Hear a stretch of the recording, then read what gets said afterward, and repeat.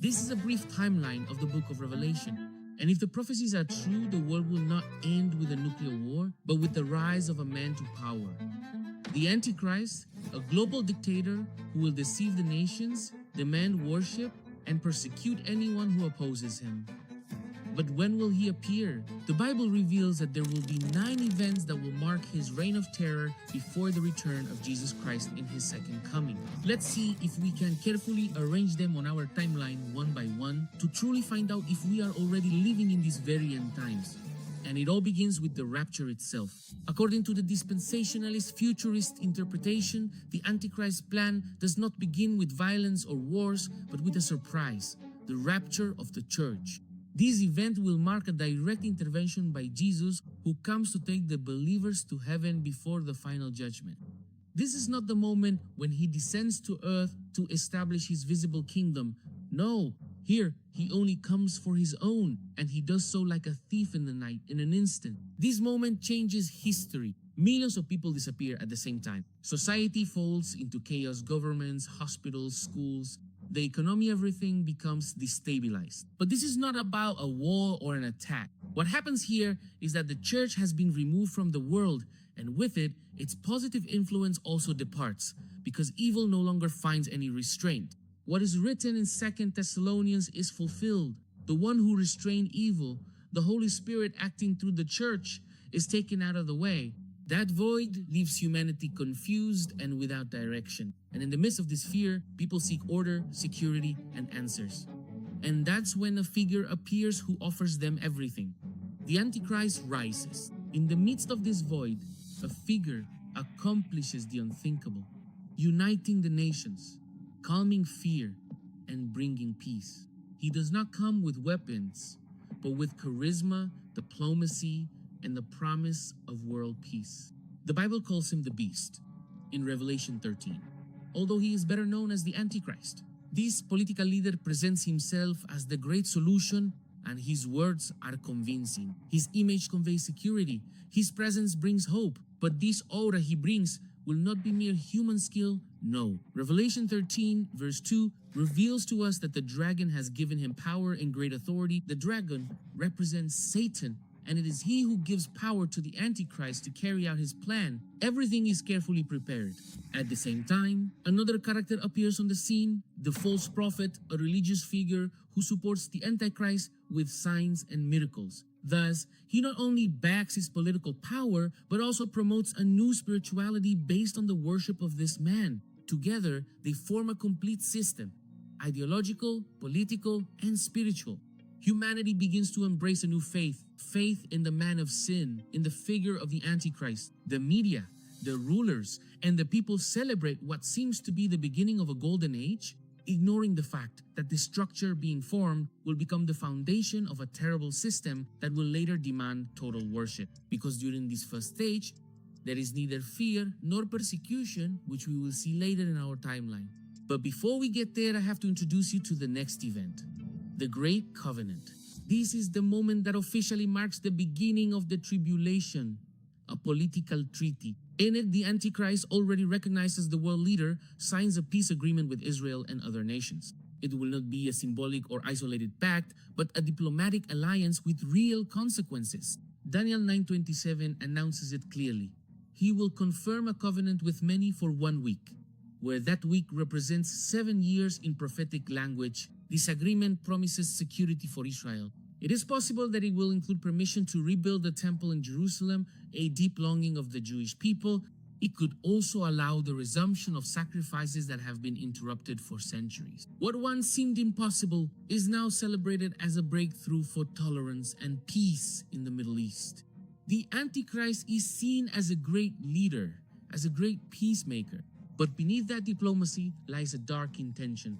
Isaiah 28:15 calls it a covenant with death, because it is not genuine peace, but a trap, since the Antichrist's ultimate goal is not to protect Israel, but to infiltrate its spiritual center and defile what is sacred.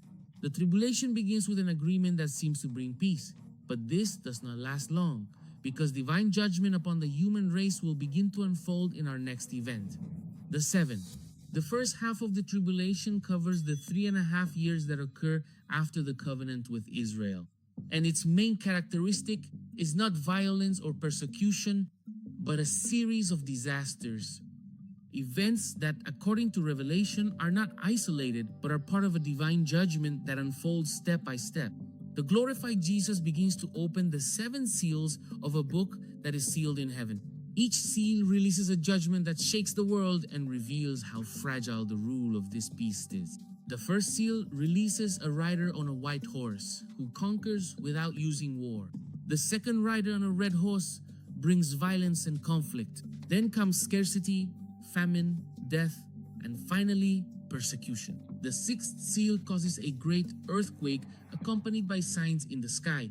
And the seventh begins the 7 trumpets of Revelation, which bring even stronger judgments, because the trumpets cause destruction in nature, the sea, the rivers, and the sky.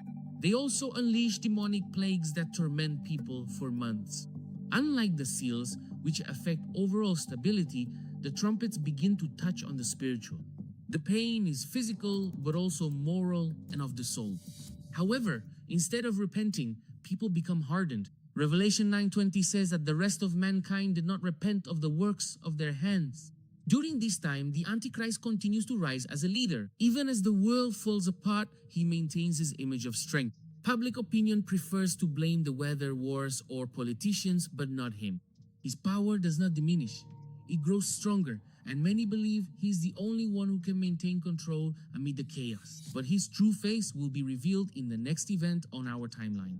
The abomination of desolation. The exact midpoint of the tribulation marks a breaking point because it is here that the Antichrist breaks the treaty he had signed with Israel. He no longer acts as a protector, but as an enemy. The deception has already served its purpose. Now is the time to reveal himself as he truly is. According to theologians, the Antichrist will enter the rebuilt temple in Jerusalem, suspending the sacrifices. There, he will take control of the most sacred place of the people of Israel and place himself at the center. Then, he will openly declare that he is God and will issue a shocking order that an image of himself be erected in the sanctuary. This act, called the abomination of desolation, was foretold by the prophet Daniel and confirmed by Jesus in Matthew 24-15. Now, this is not just about a religious invasion, but a real attempt to take the place of God. Because unlike other corrupt rulers who have existed throughout history, the Antichrist does not only seek political power, he demands to be worshipped, and he demands it from the spiritual heart of Israel. From that moment on, there is no longer room for neutrality, and the world enters the second half of the prophetic period, the Great Tribulation. He will build a system of total control, without which no one will be able to buy or sell. But before this happens, there is an event that completely redefines the figure of the Antichrist before the world. We are talking about what comes next in our timeline, the resurrection. At the midpoint of this period, while the Antichrist is consolidating his power and the judgments begin to take place, an event occurs that redefines his role before the planet. Revelation 13 declares, "I saw one of his heads as if it had been mortally wounded, but his deadly wound was healed, and the whole earth marveled and followed the beast." This global leader suffers what appears to be a fatal attack. A mortal wound leaves him apparently lifeless. But then, before the eyes of the world, he rises, returns, and presents himself as invincible. The most common interpretation in the futurist school understands this event as a satanic counterfeit of Christ's resurrection. It doesn't matter whether the death is real or faked. What matters here is the impact it has, because humanity is left fascinated. Revelation 13:4 summarizes it this way. They worshiped the dragon who had given authority to the beast, and they worshiped the beast, saying, "Who is like the beast, and who can fight against it?" This moment marks a turning point. It's not just that he will say, "Worship me, I am God," but that people, after this resurrection, will see him as someone divine. He is no longer followed for his charisma. He is venerated. He is worshipped. Meanwhile, the false prophet intensifies his work. He orders an image of the beast to be made and gives it power to speak. The cult of the Antichrist becomes institutionalized, not as an option, but as a duty. Worship becomes mandatory, but also natural, because how could you not worship someone who has conquered death? this crude imitation will not go unpunished. We now arrive at perhaps the most terrifying event in our timeline, the 666. As we have seen after his apparent resurrection, the Antichrist no longer demands only political obedience, but now requires worship, and to guarantee it, an unprecedented global control system is established. The false prophet, acting as the religious and ideological arm, orders that every both great and small, rich and poor, free and slave receive a distinctive mark. This sign will be neither symbolic nor optional. It will be a condition to exist in this new world order. Revelation 13:16 states, "He caused all, both small and great, rich and poor, free and slave, to receive a mark on their right hand or on their forehead, and that no one could buy or sell except the one who had the mark." The economic system is subordinated to the spiritual system. To access basic necessities, food, medicine, or transportation, explicit worship of the Antichrist is required. It may be hard to imagine, but no, this is not about an isolated technology. Rather, it is an integrated structure of identification, surveillance, and control. The mark is not just a simple code, it is an act of loyalty that represents a decision to align oneself with the Antichrist or be excluded from the system. Now, the number associated with the mark of the beast, 666, has been interpreted in many ways. It has been seen as a representation of repeated human imperfection, with 7 being the number of God, perfection, and 6 the imperfect human number. Many others have viewed it as a literal code rather than a symbolic one. Truly, tangibly, you will have a 666 marked on your hand or on your forehead. In any case, what is certain is that the seal of God upon his people is spiritual and voluntary. We choose to follow him, but the mark of the beast is material and imposed. From this moment on, the world is divided into 2 irreconcilable groups: those who serve the Lamb and those who belong to the beast's system. Neutrality no longer exists. And to prove it, let's move on to the next event in our timeline, the Great Persecution. Also known as the Great Tribulation, it is without a doubt the darkest stage in human history. The second half of that week, of those 7 prophetic years, becomes a period of total oppression. There is no longer any deception or diplomacy. The power of the Antichrist turns into tyranny, and the false peace that had been signed is now definitively left behind. Revelation 13:15 states that all who did not worship the beast would be killed. There is no longer any room for objections, no tolerance, no freedom of worship.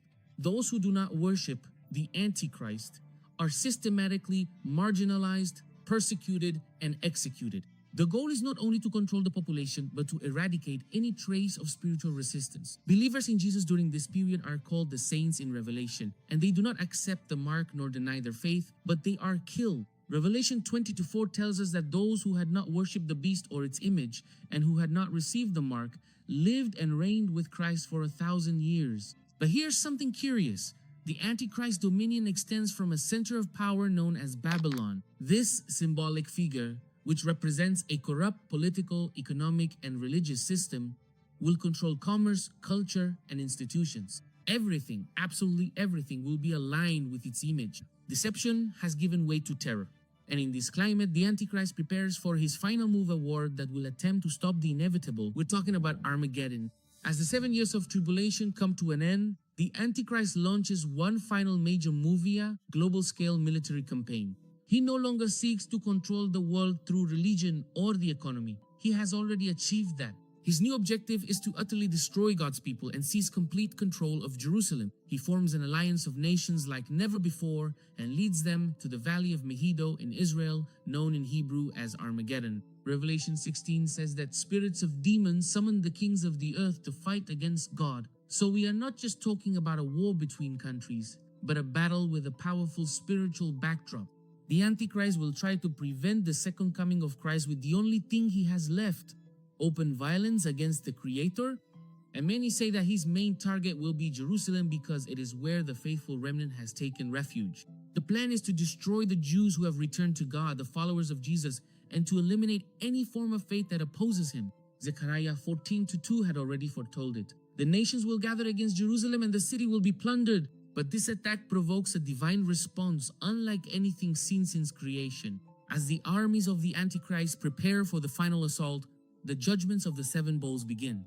Diseases, darkness, droughts, and natural disasters strike the planet, leaving everything on the brink of collapse. From the heavens, it is announced that the time has come and judgment is about to be fulfilled. Now, I don't know if this sounds strange to you, but what is coming will not be a battle like any other. It will be a glorious appearance that will bring the world as we know it to an end. Ladies and gentlemen, the second coming, when the world is on the verge of total destruction and the Antichrist prepares to attack Jerusalem for the last time, the heavens will open.